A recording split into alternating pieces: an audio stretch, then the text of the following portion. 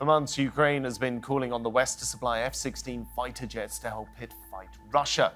While NATO nations have started to train Ukrainian pilots to fly them, there are still no actual jets that have arrived on the ground. So will the planes help?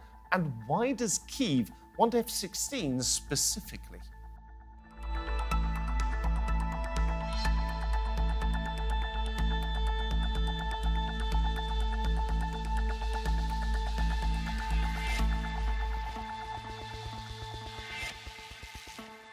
Welcome to the program. I'm Philip Hampshire.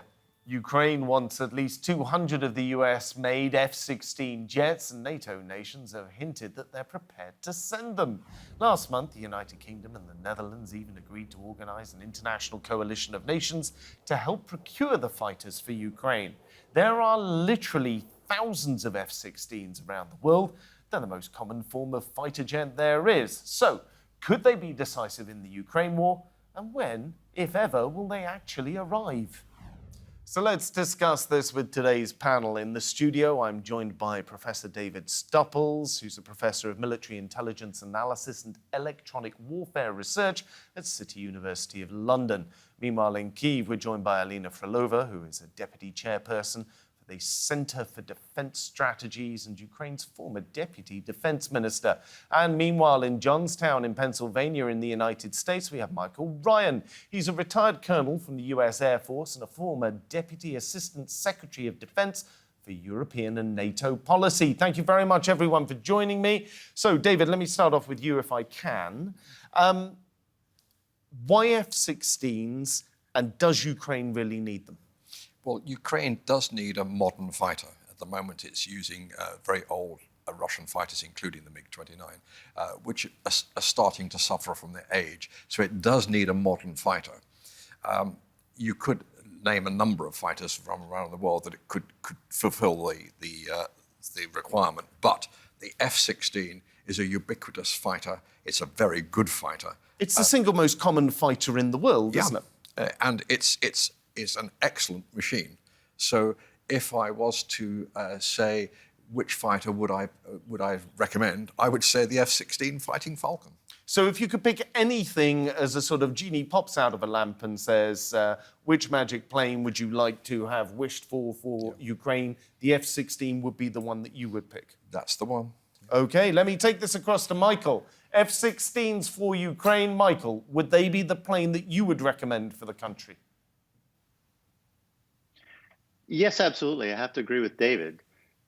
In the first instance, as you mentioned, they're the most numerous.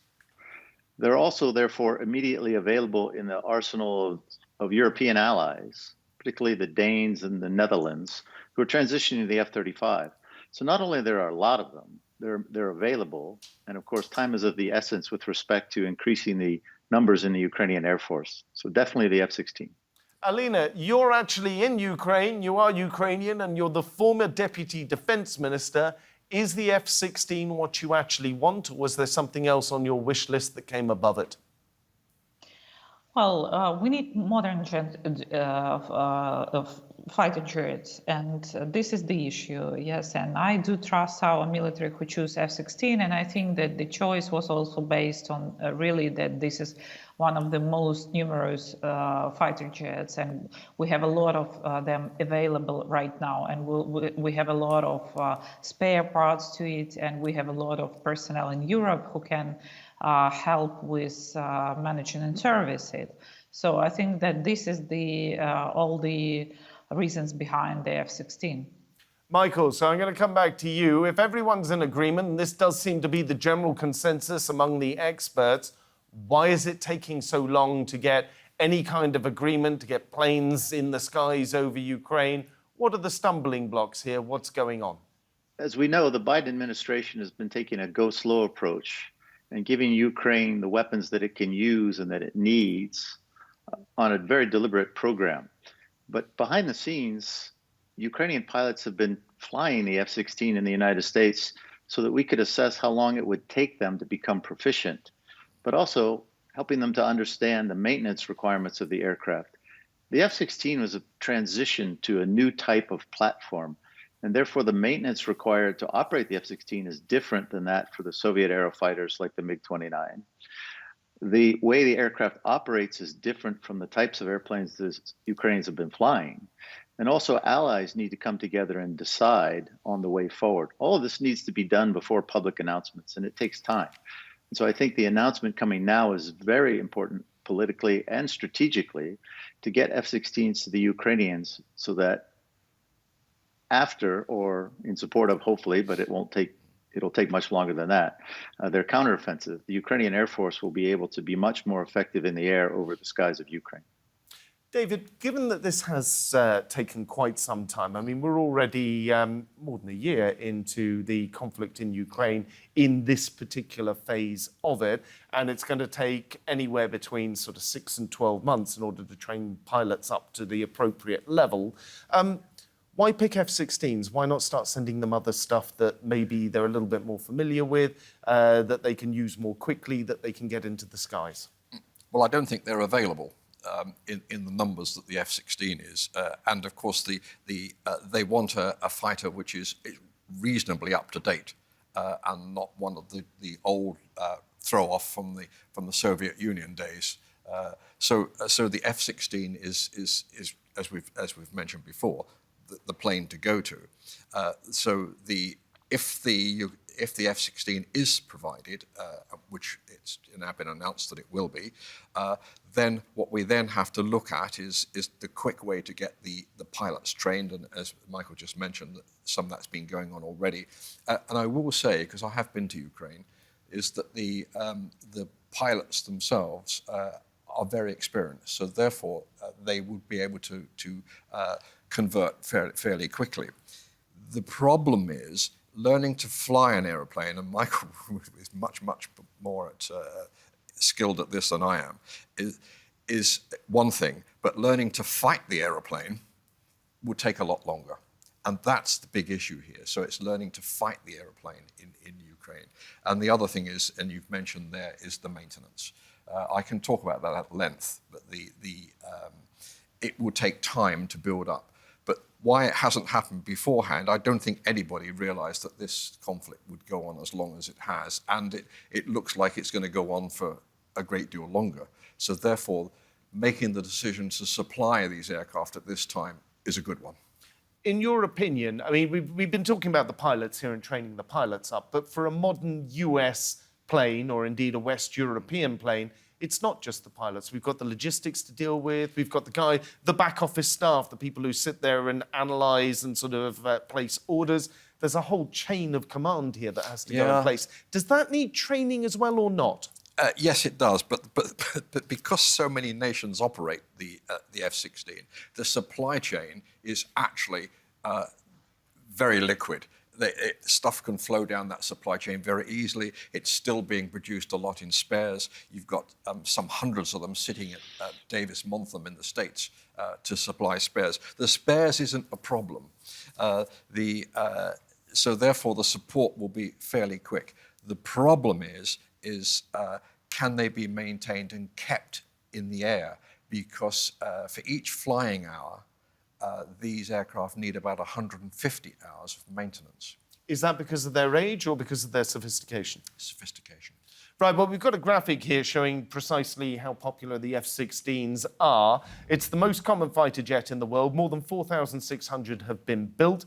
Almost 2,200 are currently deemed active. And F-16s are so popular because they make up around 15% of the world's combat aircraft. So, Michael, I'm going to come back across to you. How much of an issue here is training the pilots to fly the planes versus training the pilots to be able to fight well with the planes versus training the logistics and the back office staff in order to handle the planes and handle ordering them around the place?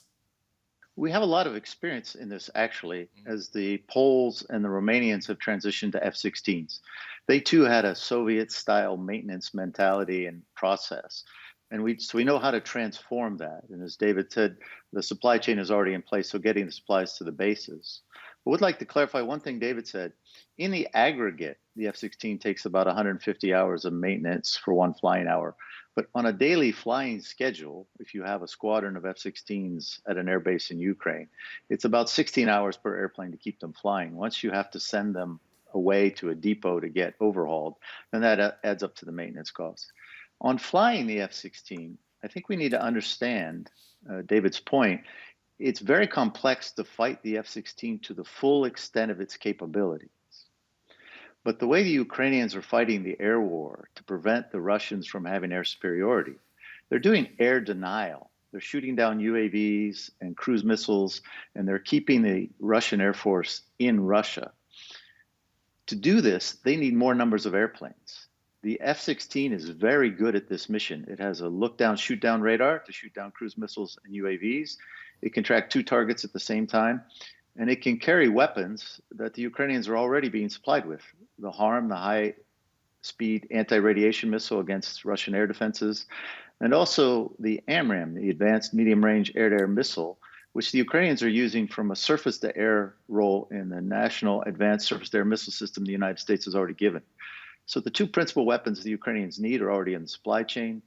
To learn to fly the airplane as an experienced pilot takes 3 to 4 months.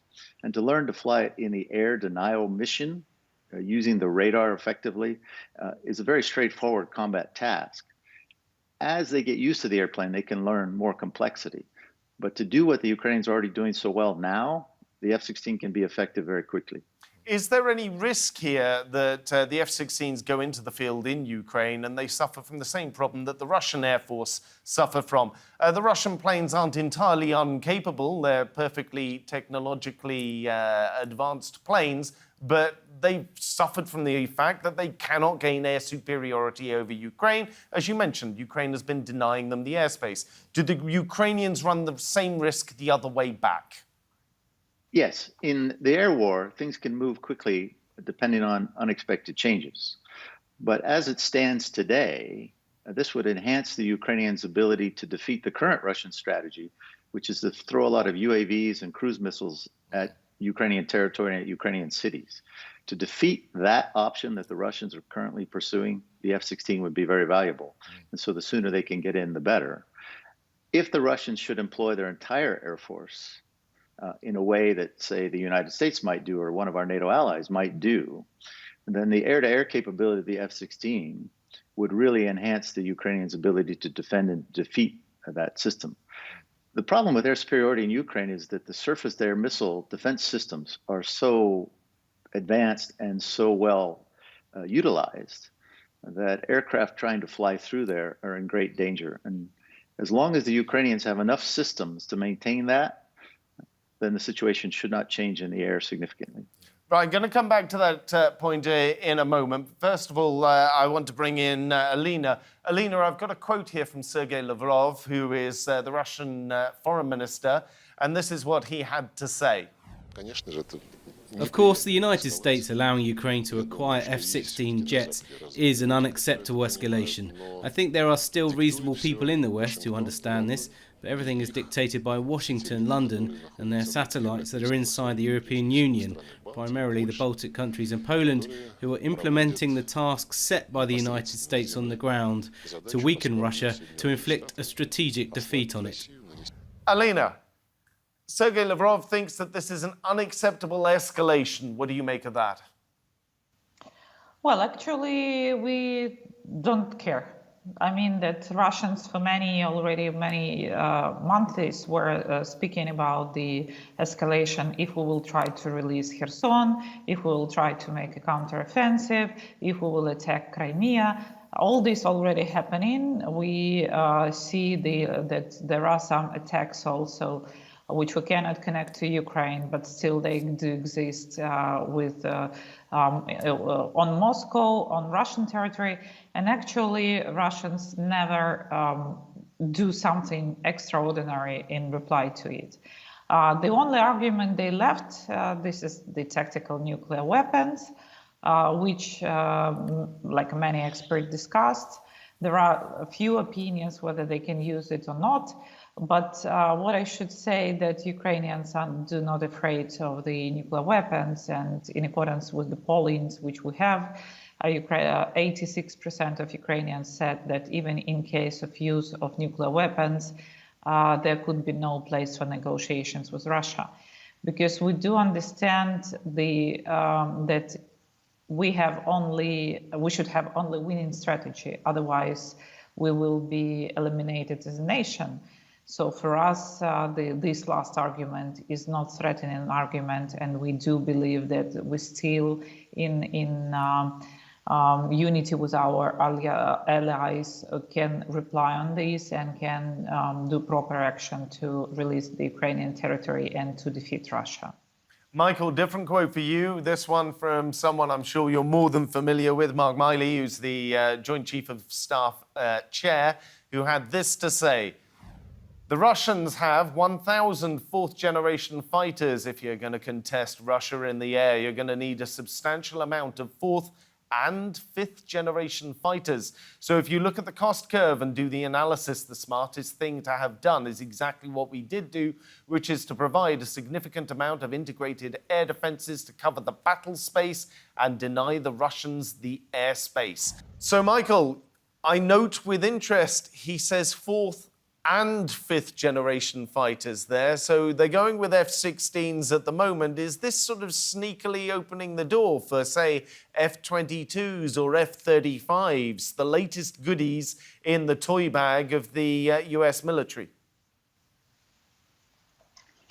No, I don't think so. I think the chairman, General Milley, is managing expectations. The one surprising aspect of the Russian campaign in Ukraine is the way in which they have not used their Air Force to support their ground forces in the campaign. It's a mystery to many people, and I'd love to hear David's view on this. Well, I'm going to take it across to David in a second, but finish your answer. I would say, given the size of the Russian Air Force, should they wish to employ it to try to overwhelm Ukrainian air defenses, then what General Milley is saying would come into play. But as I said before, the Russians have shown a great reluctance to fully employ their Air Force for fear of losing it, because it is their best defense against NATO. Not that NATO is going to attack them, but they purport to have a fear of a NATO attack, and therefore they need to keep something in reserve. In this case, fourth, fifth generation air battles over Ukraine would be what would be required. Do you think, given that all the way through this process, the US has been saying, no, we're not going to send tanks, and then tanks get sent. We're not going to send F-16s, and now F-16s are being sent. You don't think that there's a possibility for that being the case with the fifth-generation fighters as well? Administration has been really pushed by a true bipartisan sentiment in the Congress to do more and more for Ukraine. I think that's to the great benefit of the Congress. And the Europeans as well, particularly the United Kingdom, have been very forward-leaning in supporting the Ukrainians, which is dragging the Biden administration along. And so that's all to the good. That's the way alliances work. Somebody leads and somebody follows. So we're getting to where we need to be. As far as fifth-generation fighters, I do not think so. There's a great hesitancy to expose the F-35, for example, to active Russian air defenses. So to keep the Russians from learning the true capabilities of the F-35. And so the F-35, definitely not in Ukraine in the near future. I wouldn't see it employed there. The F-22 is getting older, but it still has highly classified capabilities that we wouldn't want to expose in peacetime. Now, surely, if the United States or NATO were attacked, we would use the full capabilities of those aircraft in wartime. But in this situation, it's too much of a risk to expose those capabilities. Let me take this to David. David, I'm hearing you agree a lot there. No, it's some very good points were raised there, because the Ukrainian air defense system is, in fact, becoming well integrated and is proving to be effective against cruise missiles and the drones that are being sent across. The F-16, what it will, because of its ability, its look-down radar is very, very good.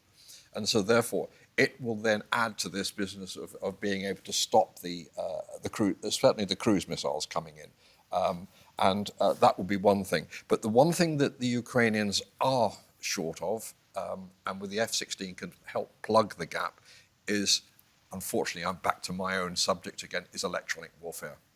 The Russians are very, very good at electronic warfare. Although they're proving not to be effective in Ukraine. But what the Ukrainians need is an aircraft that could carry a jamming pods within as part of the air defense system. So therefore, that will add to the integrated air defense. We could then start jamming the Russians as well.